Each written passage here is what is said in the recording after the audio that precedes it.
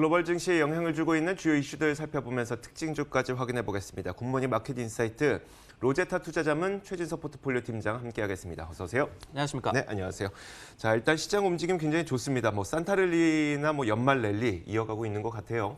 산타랠리 이제 구간에 공식적으로 진입을 했죠. 네. 연 마지막 5거래일 그리고 그 다음 해 첫 2거래일이라고 네. 얘기를 하는데 오늘 이제 첫날입니다. 그러면서 분위기가 상당히 좋았고요. 무엇보다도 여전히 이제 시장이 좀 무역 이슈에 집중하고 있구나라는 생각이 들었던 그런 시장이었습니다. 지표가 부진했음에도 불구하고 무역 호재가 이제 신고가를 다시 한번 이끌었는데 중국 정부에서 역시 수입 증대와 그리고 무역 촉진을 위해서 내년 1월 1일부터 850개 품목에 대한 관세 인하를 발표를 했죠.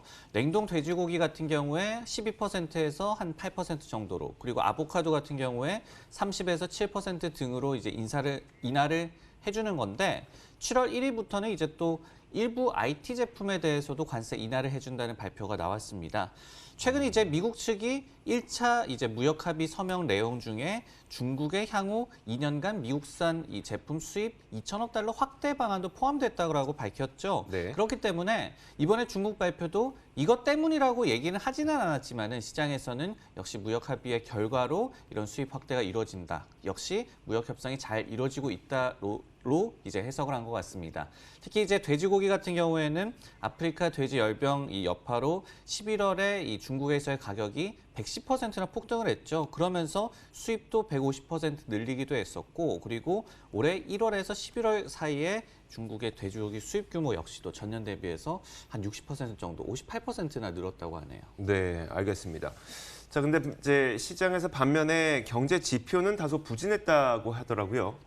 사실은 이제 이번 주에 그다지 많은 경제지표 발표나 이벤트가 예정돼 있지 않죠. 네. 그러다 보니까 이 제조업 지표 중에서도 상당히 좀 중요한 어떤 후행 지표라고 볼 수가 있는 내구재 수주 지표에 좀 관심이 많이 쏠렸는데 이 부분은 좀 부진했습니다. 11월에 내구재 수주가 전월 대비 2% 감소를 하면서 예상치였던 1% 증가를 큰 폭으로 좀 하회를 했고요. 10월 수치도 당초에 0.5% 증가해서 0.2% 증가로 하향 조정이 됐습니다. 좀 세부 지표를 뜯어다 보니까요. 방위용 항공기 주문이 72.7%나 급감하는 등 국방 자본재 수주가 35.6%나 감소한 게 네. 결정적이었고요. 전체 운송용 장비 주문도 5.9% 떨어진 것으로 나타났습니다. 자동차 및 부품 주문이 1.9% 늘기는 했지만은 네. GM의 파업 종료 효과로 한 3% 증가를 좀 기대를 했었거든요. 네. 이런 기대치에 비하면은 역시 세부 지표로 보더라도 다소 좀 실망스러운 결과가 나왔습니다. 알겠습니다. 지표가 부진했지만 그래도 다시 한번 신고가 경신의 신기록을 세울 것으로 보이거든요. 아무래도 그럼 지표 부진해도 연말엔 우리는 신난다. 이런 걸까요? 맞습니다. 좀 우호적인 투자 심리, 결국은 증시는 더 갈 것이다라는 그런 힘이 이런 이 신고가 경신으로 다시 한번 좀 이끄는 거 아닌가라는 생각이 드는데요. 네. 그림을 한 가지 좀 준비를 해봤습니다. 개인들의 이제 투자 심리가 지난주에 이미 전주에 대비해서 상당히 좀 개선됐음을 알 수가 있었는데요. 미국 이제 개인 투자자 협회에서 집계를 하는 개인 투자 심리 지수가 되겠습니다. 강세장 전망이 전주에 37.6%에서 44.1%로 지난주에 크게 좀 늘었고요. 약세장 전망은 오히려 한 5.5% 정도 줄어들면서 네. 이런 긍정적인 투자 심리가 증시를 계속해서 좀 끌어올리고 있고, 그리고 이제 CNN 머니에서 집계를 하는 Fear and Greed 지수라는 이제 지수가 있습니다. 결국은 이제 시장에 공포감이 많으냐 아니면 그리드는 좀 욕심이다 이런 얘기도 있는데 네네. 그만큼 좀 여유가 있고 좀 긍정적인 마인드가 있느냐를 측정하는 지표인데 100에 가까울수록 이제 그리드, 즉 긍정적인 투자 심리라고 보시면 되겠는데 지금 이제 91로 나타나면서 매우 긍정적으로 나타나고 있습니다. 한 달 전에 69였고 그리고 네. 작년 이맘때가 바로 9였습니다. Fear, 즉 공포심이 극에 달했던 때인데 바로 내일이죠. 현지 시간으로 24일장이 작년에 S&P 500 지수가 2.7% 급락한 날이기 때문에 작년에 비해서는 분위기가 상당히 많이 바뀌었고, 근데 또 어떻게 본다면은 그리드, 그만큼 좀 욕심이 가득 차 있는 네네. 그 시장이다 보니까 고점에 대한 부담은 언제든지 또 작용을 할 수 있을 것 같습니다. 작년 이맘이 딱 그때였죠. 블랙 크리스마스라는 단어가 나왔었던. 맞습니다. 그때 그러면서 연말에 4거래일 동안 낙폭이 거의 사상 최대치로 좀 나타나면서 검은 크리스마스 이브 이런 얘기도 좀 많이 그러니까요. 나왔었고요. 알겠습니다. 자, 이런 가운데 시장의 상승을 이끌었던 기업이 있으니 바로 보잉입니다. 보잉이 경영진 교체설과 함께 주가가 꽤 크게 올랐어요. 네, 좀 역설적인데요. 결국은 CEO를 이제 교체를 하면서 주가가 좀 급등을 하는 네. 그런 장세가 연출이 됐습니다. 일단 내용을 좀 살펴보면은 데니스 뮬렌버그 CEO가 사임했다라고 발표가 나왔는데 사실상 이제 해임이 되겠죠. 즉시 효력이 발생을 하고 그리고 데이브 칼룬 이사장이 1월 13일부터 보잉의 CEO로 부임을 하며 그때까지는 이제 CFO가 대행 체제를 이끌어 나가겠다라고 했는데요. 그림을 한 가지 준비를 해봤습니다. 이제 뮬렌버그 CEO가 2015년 7월부터 보잉의 CEO로 좀 역임을 해왔습니다. 2015년 7월 즈음부터 주가 흐름을 지금 그래프로 보고 계신데요. 네. 지금 보시면은 이제 2017년도 이 중반쯤 해가지고 737 맥스 항공기에 대한 첫 인도가 이루어졌고 그러면서 급격하게 이제 실적도 좋아지고 그러면서 주가도 굉장히 좀 상승세를 탔었고요. 그리고 2018년도 매출이 처음으로 1,000억 달러를 또 돌파를 하면서 보잉의 주가도 상당히 좀 잘 갔었습니다. 근데 이제 2018년 10월에 1차 추락 사고가 있었고 그리고 이제 2019년 3월에 2차 추락 사고 직전에 보잉의 이제 시가총액이 2,500억 달러를 돌파를 하면서 네네. 주가도 굉장히 좋은 흐름, 가장 좋은 흐름을 좀 보였었는데 2차 추락 사고가 있었고 그 이후에 지금까지도 수습이 좀 마무리가 되지 않으면서 주가가 지금은 좀 주저앉은 모습 이렇게 그래프로도 확인할 수가 있겠습니다. 저도 그 데니스 뮬렌버그가 도대체 어떤 인물인가 봤더니 이제 엔지니어 출신이라 네, 인턴 맞습니다. 때부터 보잉에서 계속 일을 해서 쭉 일을 하다가 CEO와 그리고 이사회 회장까지 오른 어떻게 보면 되게 입지전적인 인물 아니겠습니까? 맞습니다. 그러다가 이 사람이 사실 부임하고 나서도 보잉의 주가가 나쁜 편은 아니었어요. 다만 최근에 있었던 그 신뢰도 하락에 대해서 책임을 물고 이제 경영진을 교체하겠다는 건데 그 말은 이제 주가 급등이 나타났다는 거는 경영진이 교체되면서 뭐 항공 당국으로부터 혹은 소비자로부터의 신뢰를 좀 회복할 수 있을 것이라는 기대감이었겠죠. 맞습니다. 보잉 같은 경우에는 이제 737 맥스 추락 사고 이후에 737 맥스 프로그램 이 관련자가 이제 여름에 은퇴를 했고요. 네. 그 전에는 이제 민항기 관련자가 또 해임이 됐고 이렇게 경영진 교체가 꾸준하게 이루어져 왔습니다. 근데 이제 결국은 CEO도 교체가 됐다라는 말은 그간의 이제 커뮤니케이션 능력이 좀 좋지 않았다는 얘기가 되겠죠. 그러면서 이제는 CEO가 교체가 됐고 당국과의 특히 커뮤니케이션이 개선될 것이라는 기대감에 오늘 주가가 좀 많이 올랐다라고 말씀을 드릴 수가 있겠는데 그동안 지금 보면은 미국의 연방항공청과 보잉 측의 그 온도차가 굉장히 극심했죠. 보잉 측에서는 금방 이제 운항 재개나 인도 재개가 될 것처럼 얘기를 했지만은 이 연방항공청에서는 좀 굉장히 적극적으로 이를 좀 부인을 하면서 또 그게 아니다라고 얘기를 하고 또 검토 과정이 끝나지 않았다라고 얘기를 하고 그러면서 보잉의 주가도 상당히 좀 힘을 잃었었고 또 신뢰도도 좀 추락을 했었습니다. 실제로 이제 이사회 사정에 정통한 소식통에 따르면은 미흡한 소통 능력이 이번 해임의 결정적인 사유였다라고 얘기를 하고요. 네. 이번에 CEO 교체가 그래서 특히 이제 당국 및 고객과의 소통을 좀 개선하겠다는 신호로 지금 시장에서는 해석을 하고 있습니다. 보잉이 이제 다우 종목 가운데서 비중이 1위죠. 한 7.8% 정도 되고 2위에서 3위는 유나이티드 헬스와 애플인데 네. 역시 이렇게 기대감이 작용을 하다 보니까 주가도 좀 올랐고 오늘 다우지수 자체도 좀 아웃퍼폼을 했습니다. 그런데 이 CEO가 교체된다는 게 투자 심리를 한 번에 바꿔주기에는 굉장히 좋은 뉴스이긴 한데 CEO가 바로 교체된다고 해서 이게 737 맥스 기종이 운항이 안 되던 게 갑자기 재개될 리도 만무하고요. 뭐 그러다 보니까 이게 과연 보잉에 대한 주가 상승에 대한 뭐 어떤 회의론이라고 할까요? 그런 건 또 존재하지 않을까 싶은데 어떻습니까? 이 실제로 이제 미 연방항공청 FAA에서도 이번 결정에 대해서 별다른 코멘트를 하지는 않았고 그대로 이제 검토 과정이라든지 아니면은 이런 이 승인 과정을 이어나가겠다. 네네. 철저하게 또 해야 한다. 이런 의지를 재확인했거든요. 그리고 이제 투자정보지 밸런스에서도 CEO 교체가 모든 거를 고쳐놓을 수는 없다라고 실제로 좀 지적을 하고 있었습니다.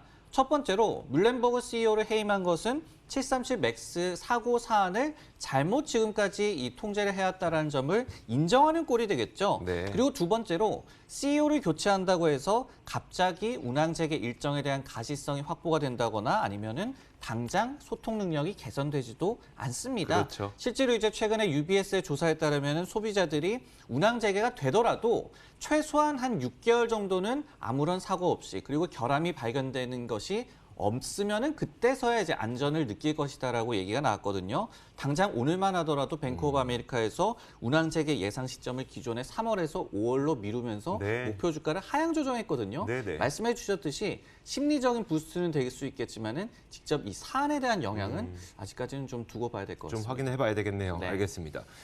자, 애플 이야기도 한번 해보도록 하죠. 애플에 대한 투자 의견이 또다시 한번 상승을 크게 했어요. 다우 종목 가운데 애플의 비중이 또 3위이다 보니까 아마 여기에서 다우 지수의 움직임도 꽤 큰 영향을 받았을 것으로 보이고요. 목표 주가 상향을 했던 좀 근거를 한번 살펴보면요. 네, 오늘 애플의 주가가 한 1.5%도 상승을 했는데요.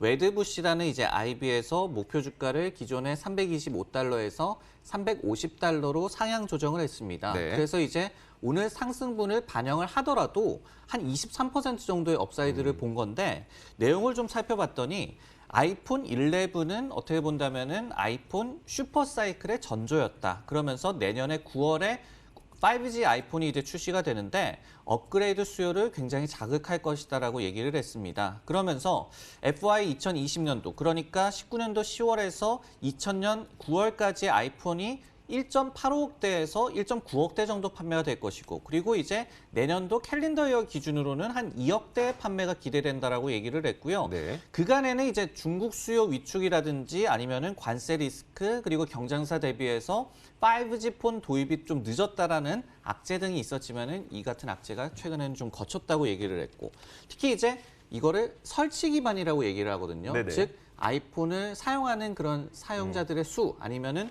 iOS를 사용하는 사용자들의 수 이런 거를 설치 기반이라고 이제 통틀어서 얘기를 하는데 네네. 아이폰의 설치 기반이 한 전 세계적으로 9억 명 정도 됩니다. 근데 지금 보면은 한 3.5억 명 정도가 아이폰을 바꿀 때가 됐다고 해요. 아, 그만큼 네. 이제 그러면은 또 어떻게 본다면은 5G 폰 나올 때까지 또 기다리는 수요도 있지 않겠습니까? 그렇죠, 그렇죠. 그런 수요가 지금 한 30% 정도 지금 나오고 있기 때문에 이런 부분들에 대한 기대감을 반영해서 목표 주가를 또 한 번 올렸고 그러면서 이번에 월가에서 최고의 이제 목표 주가를 다시 한번 경신한 셈이 됐습니다. 그러면서 오늘 주가도 당연히 좀 잘 가는 모습이 나왔습니다. 그 설치 기반이라고 말씀하시는 게 뭐 대부분이 아이폰을 사용하는 유저겠지만 그 외에도 아이패드도 있을 것이고 맥북도 있을 것이고 iOS를 사용하는 모든 사람들이 9억 명이고 근데 그러다 보니까 이제 그게 또 카큘레이션이 되겠네요. 이게 몇 사람이 지금 교체할 때가 됐는지 이 교체 수요까지도 감안을 하게 됐을 때는 꽤 좋은 성과가 있을 것 같다.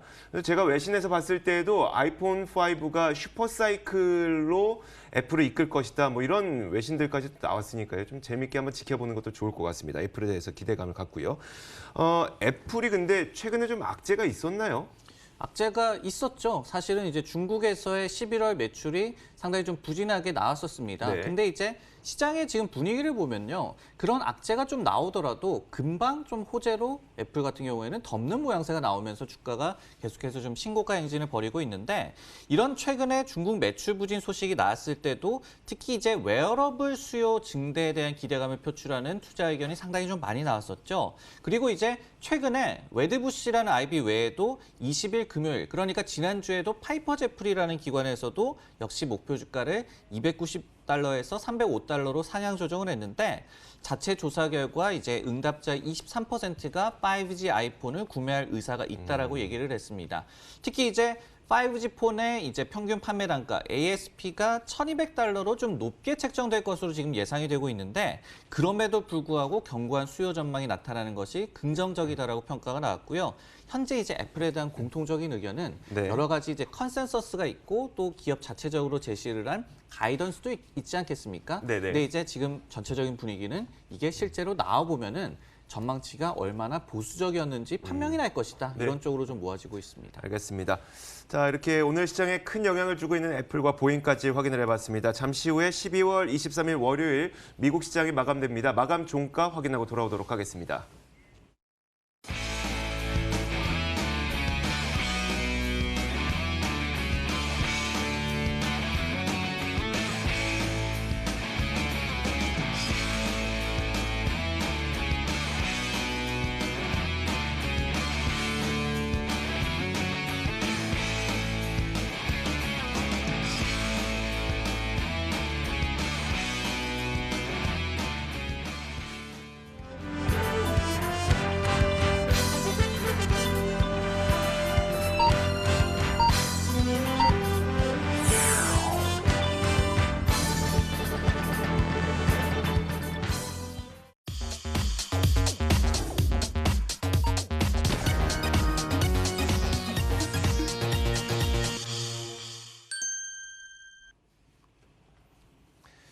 자, 12월 23일 미국 시장이 모두 다 마감됐습니다. 3대 지수 모두 상승했고요. 금값도 올랐고 유가도 올랐습니다. 하나씩 살펴보도록 하죠.